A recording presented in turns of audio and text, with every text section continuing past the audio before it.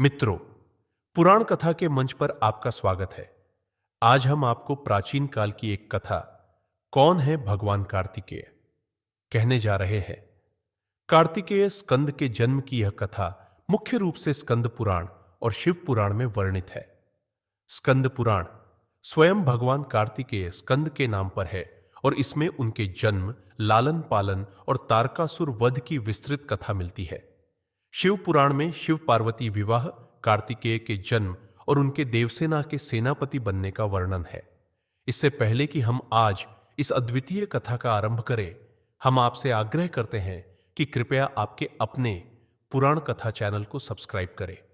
आपके इस छोटे से समर्थन से ही हमें प्रेरणा मिलती है कि हम आपके लिए और भी रोचक, विस्तृत और ज्ञानवर्धक कथाओं को प्रस्तुत कर सकें। तो अब बिना किसी देरी के आइए इस दिव्य कथा की यात्रा शुरू करते हैं। भगवान शिव और पार्वती एक हो चुके थे। शिव और शक्ति का पुनर्मिलन हो गया था। लेकिन जब शिव विवाह के लिए आए तो पार्वती की माता मैना देवी ने यह देखकर विवाह रोकने की धमकी दे दी। उनके समक्ष जो वर खड़ा था वह किसी साधारण देवता की तरह नहीं दिखता था। 3 नेत्र, 5 मुख, असंख्य भुजाएं, बैल पर सवार, गले में नागों की माला, जटाई इतनी विशाल मानो चींटियों का टीला, कमर पर बाघ की खाल, शरीर पर भस्म और नशे में डूबे हुए। लेकिन फिर शिव ने अपना दिव्य स्वरूप प्रकट किया। उनके तेज से समस्त ब्रह्मांड प्रकाशित हो उठा। वे सूर्य और चंद्रमा से भी अधिक चमकदार, सभी देवताओं से अधिक आकर्षक लगने लगे। ऐसा लगा मानो समस्त दिव्यता उन्हीं में समाहित हो गई हो। यह दृश्य देखकर मैना देवी भाव विभोर हो उठी। उन्होंने अपनी अज्ञानता के लिए क्षमा मांगी। अब तक जो शिव केवल एक सन्यासी थे, वे अब शंकर बन गए, एक गृहस्थ। ब्रह्मांड ने इस नए प्रारंभ का उत्सव मनाया। लेकिन इस मिलन का एक और उद्देश्य था, तारकासुर का अंत। तारकासुर को ब्रह्मा जी से वरदान प्राप्त था कि केवल शिव का पुत्र ही उसका वध कर सकता है। समय बीतता गया, लेकिन शिव और पार्वती के पुत्र का कोई संकेत नहीं मिला। इस बीच तारकासुर का अत्याचार बढ़ता गया। उसने तीनों लोकों में हाहाकार मचा दिया। देवता अब धैर्य खोने लगे। वे चिंतित थे कि यदि शिव का पुत्र शीघ्र ही उत्पन्न नहीं हुआ तो यह दानव पूरे ब्रह्मांड को नष्ट कर देगा। आखिरकार देवताओं ने अग्निदेव को कैलाश भेजने का निर्णय लिया। उन्हें आदेश मिला कि वे शिव से शीघ्र ही संतान उत्पन्न करने का अनुरोध करें। लेकिन कभी कभी अनचाहा मेहमान सबसे असहज स्थिति में प्रवेश कर जाता है। जब अग्निदेव कैलाश पहुंचे तो जो उन्होंने देखा वह उनके लिए कल्पना से भी परे था। शिव और पार्वती सहवास में लीन थे। यह देखकर अग्निदेव स्तब्ध रह गए। उन्हें तुरंत वहां से हट जाना चाहिए था, लेकिन दुर्भाग्य से शिव ने उनकी उपस्थिति को महसूस कर लिया। अग्निदेव पीछे हटने की कोशिश कर रहे थे, लेकिन अब बहुत देर हो चुकी थी। अचानक अग्निदेव को अपने सामने देखकर शिव और पार्वती का मिलन बाधित हो गया। इस अप्रत्याशित हस्तक्षेप से शिव का वीर्य भूमि पर गिर पड़ा। यह एक महाविपत्ति थी। सती की मृत्यु के बाद से महादेव ब्रह्मचर्य का पालन कर रहे थे और उनकी शक्ति उनके भीतर संचित होती जा रही थी। उनका वीर्य अत्यंत शक्तिशाली था और तारकासुर के विनाश के लिए आवश्यक बीज उसी में समाहित था। लेकिन अब वह मूल्यवान ऊर्जा व्यर्थ बिखर चुकी थी।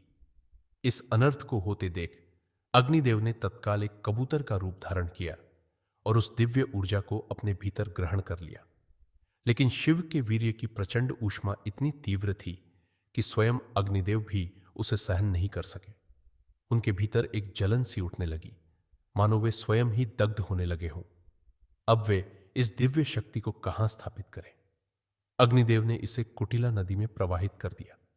लेकिन जैसे ही वह ऊर्जा जल में समाई, नदी का पानी उबलने लगा। उसकी लहरें तीव्रता से उफान मारने लगी और नदी पसीने से तरबतर हो गई। कुटिला नदी इस असहनीय ताप को और अधिक नहीं संभाल सकी, इसलिए उसने इसे अपने किनारे स्थित सरवन वन, सरकंडों का जंगल में छोड़ दिया। अब तक शिव का यह दिव्य बीज पहले अग्नि में, फिर जल में और अब पृथ्वी में प्रतिष्ठित हुआ। और वहीं मार्गशीर्ष मास की षष्ठी तिथि को सरवण वन में एक दिव्य बालक प्रकट हुआ। उस बालक की तेजस्विता इतनी प्रखर थी कि पूरा सरवण वन स्वर्णिम आभा से दमक उठा। यह कोई साधारण शिशु नहीं था। यह था महादेव का पुत्र, तारकासुर का काल, देवताओं का रक्षक। उस बालक के रोने की आवाज आकाश में स्थित कृत्तिका नक्षत्र की 6 देवियों कृतिकाओं तक पहुंची। वे जैसे ही उस दैवी शिशु पर दृष्टि डालती है, मोहित हो जाती है। उनकी ममता उमड़ पड़ती है और वे दौड़कर उसे गोद में लेने लगती है। लेकिन समस्या यह थी कि 6 माताओं में से कौन उसे पहले दूध पिलाए। इस प्रेम स्वरूप शिशु ने तत्कालिक चमत्कार किया। उसने 6 सिर प्रकट कर ली। अब प्रत्येक माता एक एक मुख को अपना दूध पिलाने में सक्षम हो गई। इस कारण उसका नाम पड़ा षडानन, 6 मुखों वाला। षणमुख, 6 चेहरों वाला। माध्यम से उत्पन्न हुआ था। उसे अग्निभू भी कहा गया, क्योंकि वह सरवर्ण वन में प्रकट हुआ था। उसे सरवणभव भी पुकारा गया।